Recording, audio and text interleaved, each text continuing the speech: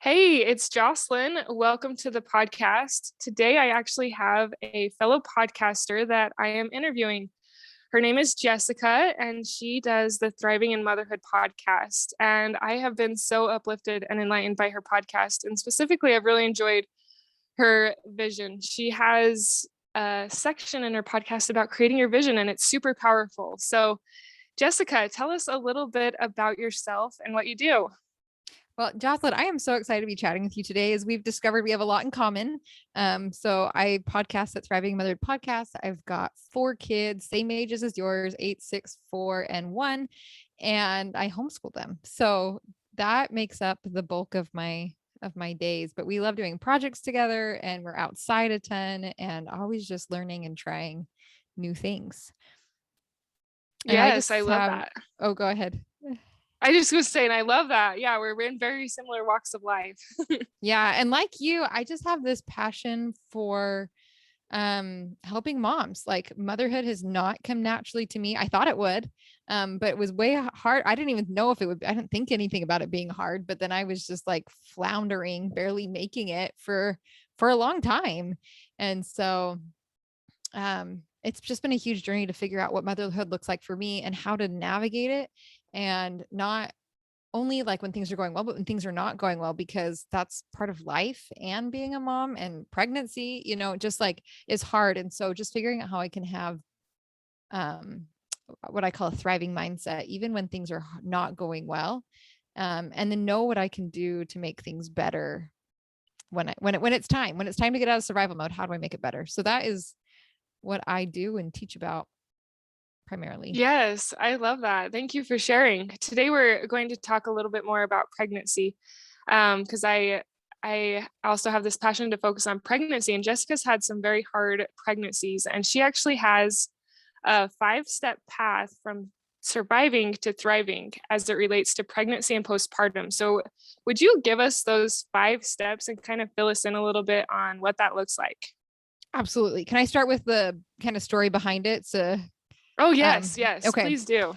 So, for my pregnancies, and I know you can all relate here because sometimes our pregnancies are hard, but, when I'm pregnant, I'm not only throwing up like all day long, but my pelvis separates, so I can't walk. And so for me, surviving pregnancies is a whole family affair because I am not able to really take care of anyone. In fact, everyone has to take care of me like 24/7, because I cannot do things for myself or for my family. And so that is kind of what survival mode looks like for us when I'm pregnant. And then I've also had other surgeries, and and we've moved across the country. My husband's been in grad school. So I would say in the 10 years that I've been married, a good portion of that time we have been in total survival mode. And at first it was like just excruciating. Like my third pregnancy, I was barely making it mentally. Like I could barely handle life at that phase. We barely, eked through. Um, and so, as I kept going like through and then I would like claw my way out, right? Like we'd have the baby, things would start getting better. I'd like fight my way tooth and nail to the top, but I was terrified of ever being in survival mode again because it was so miserable, not just for me, but for my entire family. It was a huge struggle. And so, after sliding up and down this ladder for a while and I started figuring out some things in place, I kind of sat down one day and I was talking with a friend and just trying to figure out like what is the process? Like I have been through this process so many times. What is the process of getting from like surviving to thriving? So that's kind of where this path came from. So the very first step is survival mode. And that is when life is bigger than you, when things are harder than you, and the regular daily life starts to fall apart. So when you are pregnant, some people's pregnancies does not force them into that place. Mine does. And there's a spectrum.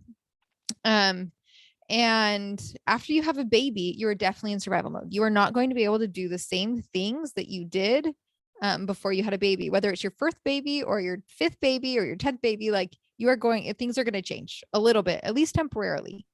So that is that first phase of surviving.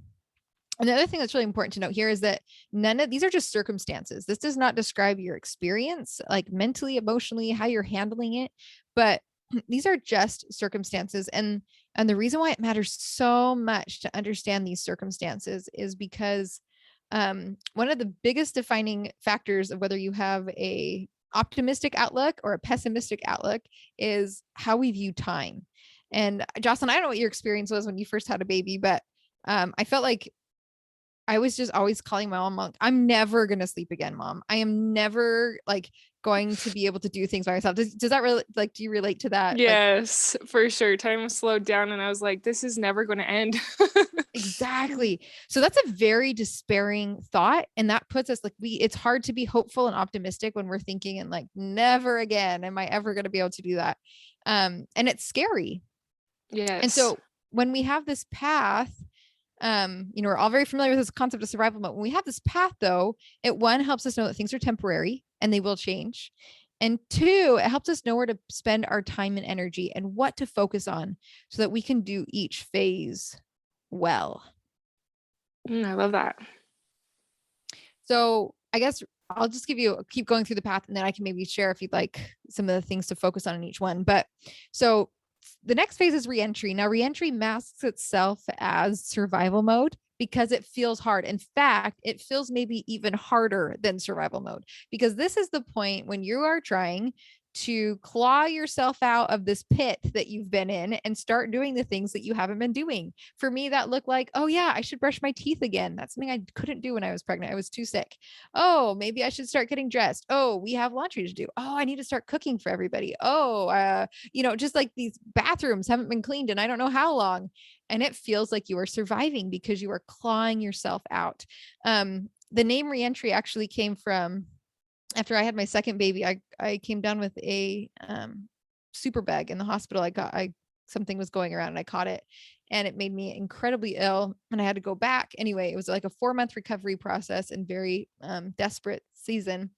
And when the help went home, when nobody was with me anymore, and I was left with this baby and a 2-year-old and my still very sick body, it felt like that rocket ship coming from outer space in through the atmosphere. And like they have to enter just right. Otherwise they're going to blow up and burn up in the atmosphere. So that is what reentry feels like when you have been in survival mode. It feels like you're not sure if you're going to burn up or not. Yes, and I can totally relate to that because when I'm pregnant, I lose all the good goals I had. Like you say, even the simple ones of maybe brushing your teeth or doing some reading or journal entries, like all those good habits do go away, and it is hard to get them back. Yeah, exactly. And so then you hit the third phase when but it's so helpful to know that that's what's happening, because when you're like, okay, I'm in reentry, it's temporary. It feels like it's going to be long, but this is actually a shorter phase. It's shorter than survival mode and you can make it. It does take energy, but you can do it. So then you hit your third phase, and this is normalizing. This is where we're building back, like you said, these habits, these routines, these systems, and making it so that certain things are the default, right? Like every day we run the dishwasher, we're doing laundry, regular intervals, maybe cleaning the bathroom at regular-ish intervals. I don't care how long the interval is. It's longer in our home than others probably. But you kind of just establish these rhythms and routines for yourself, for your family. So things are pretty good. The problem here is that we can get stuck in normalizing as moms. And this is where we start getting lost, because we focus on the house, we focus on the kids, we focus on making sure that the things are running smoothly. But if we just stop here, we feel pretty miserable. And so like if it's your first baby and you're transitioning into motherhood, like for me, I was like holding the baby most of the day. I didn't know what to do. And I was like wandering, and I had 2 little kids and I'm like wandering around. What should we do now, guys? Like, I guess we'll sit on the floor, right? Like that is kind of what happens when you get stuck in normalizing, which is why we need to move into the 4th phase, which is exploring. And this is where you start to discover, again, if this is your first transition to motherhood, this is where you start to discover who you are. What do you like? What things are important to you? What do you value? What are your priorities? What's fun for you? Learn whatever the heck you're curious about. What am I curious about? And even if you have multiple children, right, there's this phase of just discovery and learning, and it doesn't have to end. So for me, that looked like we started cargo biking. I figured out how to make shoes out of leather. I sewed clothes for myself and my kids. I woodworked a bunch. We just like learned how to garden and grow different things. So this is, I mean, that's unique to me. Jocelyn, do you have things that you have done in the exploring phase? You've podcasted. Yes, podcasting was one of them for sure. And you mentioned sewing. I am a novice sewer, but that is also fun for me to pick up and try. And you're right though, if we just stop at normalizing and don't go to exploring, our life can be like the humdrums and kind of dull, and we're like, what's the point? But I love how you're talking about the exploring. Who are you? What do you like? Yeah. And I think too, what's so important, especially if you just have little kids, but even if not, when we focus on our own interests, the things that help us, it only blesses our family. So because I did those things, I now have highly creative kids that are constantly making and doing and creating things 24/7, because that was unique to me and my family. And I'm not saying like you have to do what I did. Like, it's every one of us has our own interests, curiosities, things we want to try. Um, but I'm so grateful I spent that time when my kids were little, just investing in things that I wanted to do and I was interested in, because it's only magnified our family for the better. Have you Yes, seen I ways love that that. that's played out in your family as well? Yes, I was going to tell you, when I was thinking about starting this podcast, I was really scared that if I did a podcast and tried to make a business out of it, which is what I'm doing through some coaching and courses, but I was scared that if I did that, my motherhood was going to suffer, that I wasn't going to be a good mom. And I spent some deep internal introspection praying and asking God, like, I I don't want this to ruin my motherhood, because I've always wanted to be a mom and I want to do this job right. It's my most important job that I desire to do, to be thy daughter. And he basically said through like I do these prayer journals where I write out what I'm feeling. And he basically, or the inspiration was given to me, that your family needs this. They need your example of, kind of like what you said, of exploring and trying to do new things instead of just staying where you're at. So that's why I kept moving forward on my podcast, is because of the example. I love how you talked about how your kids are seeing your example of exploring and now they want to explore. And it makes your family culture so much better, because everybody's more happy when you're not just floating by, but when you're trying to enjoy life and to find things that you enjoy, you're happier, and that reflects in your family as well. So yes, thank you. I love that exploring phase. Yeah. And I love your example of just that inspiration you received, right? Like, it's okay for us to keep going and to be people in our own homes. Yes. So in the fifth phase we hit is thriving. And this is just describing our circumstances. And so this is where we start to kind of incorporate the big picture. We have those normalizing rhythms and routines. We have family rhythms. People kind of know what to expect in our home. And we are bringing in those things that we've explored. Now, I actually don't do leather work very often. Occasionally it comes up, but not very often. I am podcasting every week. Sometimes I sew with my kids, like, so there's things in that exploring where maybe I like went really deep for a while in that thing, and I really don't do it anymore. But it's all kind of meshed together into our family, rhythms, routines, culture. And that is kind of this phase of thriving that we hit. And so, Gotcha. as you think about, being in pregnancy, where it's like, okay, life is on pause right now. It feels like it's on pause. It's not actually on pause, but, it kind of just helps, I think, for me to mentally be like, I'm surviving right now, and then I can do this, and then I can do this, and then I can do this, and it's going to be okay. Yes. And I think one of the big things with pregnancy to realize too is one point that you brought up earlier, is that it is temporary. Like it does come and go. Sometimes when we're in that really sick phase and we're throwing up all the time and we can't do anything we used to, it's really discouraging. But like you mentioned, if we just remember that this too shall pass, this is temporary, that actually can be pretty powerful in helping us move forward in those really hard times. Yeah. Well, and then my favorite thing too. So, there's specific practices that I like to do in every single one of these phases, because that is something that's in my circle of influence. Like, I can't control the fact that I'm really sick and pregnant. If I could, I would not be sick and pregnant, right? I would just have a nice, Right? easy pregnancy like everybody else, right? So that's outside of my control. I've tried all the things, they don't work. So I'm left to doing other things, and really focusing on how to survive well. So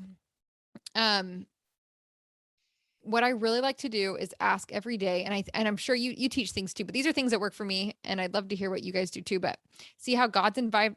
Every day I ask, how was God involved in my life today? What were my big wins today, and what am I grateful for? Because oftentimes I've heard, even you just mentioned it. All I'm doing here is laying here and growing a baby and throwing up and trying to eat, right? Like that's all I'm doing. But when I started writing down what my big wins each day, I realized, well, that's not all that I was doing. I was being kind to I was cutting out snowflakes in my bed with my toddler, my 3-year-old, or however old she was when I was doing this. Or, I read stories to my kids, or I was kind and had a good conversation with my husband and was a support to him, to how we were talking, instead of just complaining. Or, so there were things that I was doing well, even while I was really sick, even while I was pregnant. That checking, asking those questions for myself helps keep my mind on the right path. Yes, I love that. One of the things that I did to get through that time as well is I've always kept a gratitude journal. Now, when I was pregnant, I didn't always write it down, but in the evening, I'd always think about it, very similar to what you did. And it's really good to focus on what you did do in the day versus what you didn't do, because there's so many evidence, especially when we're pregnant, of things that we didn't get done.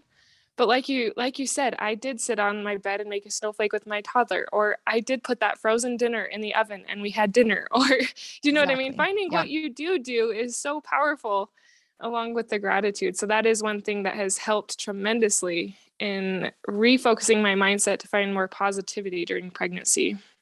I love that. Yeah, super helpful.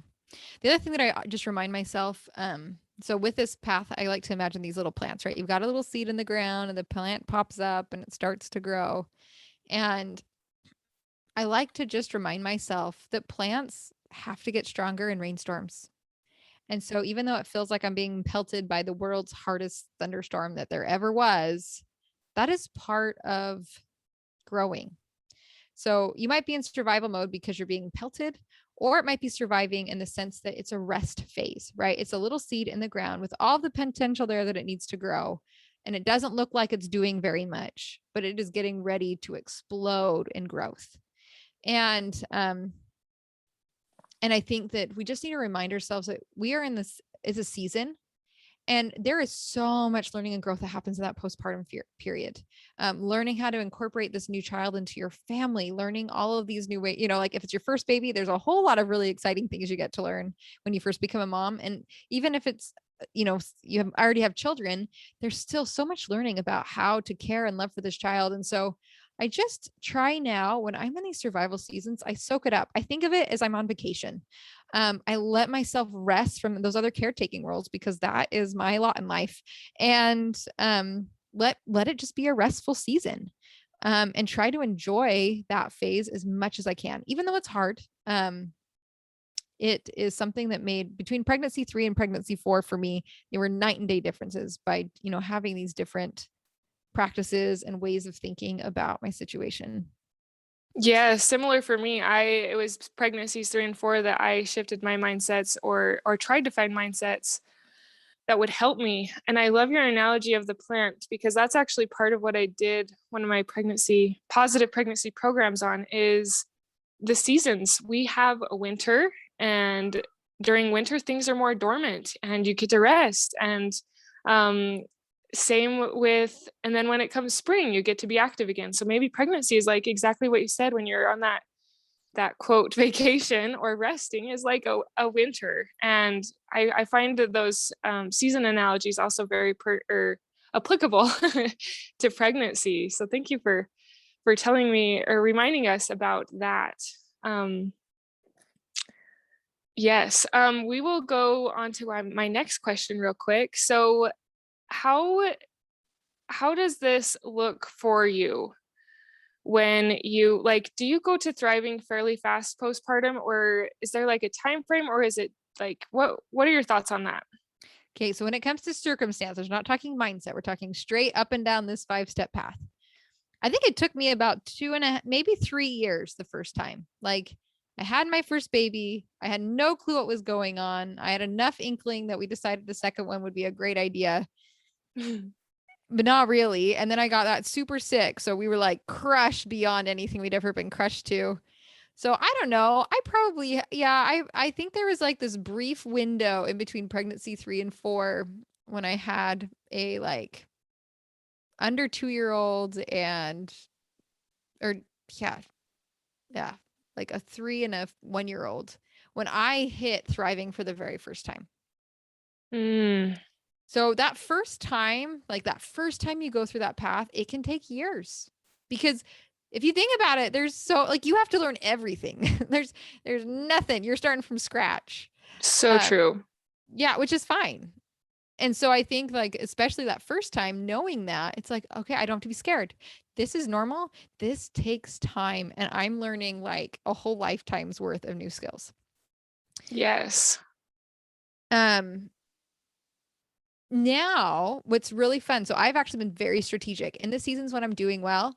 I work my tail end off to build more and more systems into our family, and so and into our routines, and to simplify our home so there's less for everyone to manage, and so we can now move up and down that path more strategically. The other thing that we do that really helps move us up and down that path a lot faster, or up the path a lot faster, is my husband and I now have regular conversations. Like when we're in these survival modes, something I did with the fourth pregnancy with him that made all the difference is every night we'd say, how are you doing? And what do you need right now?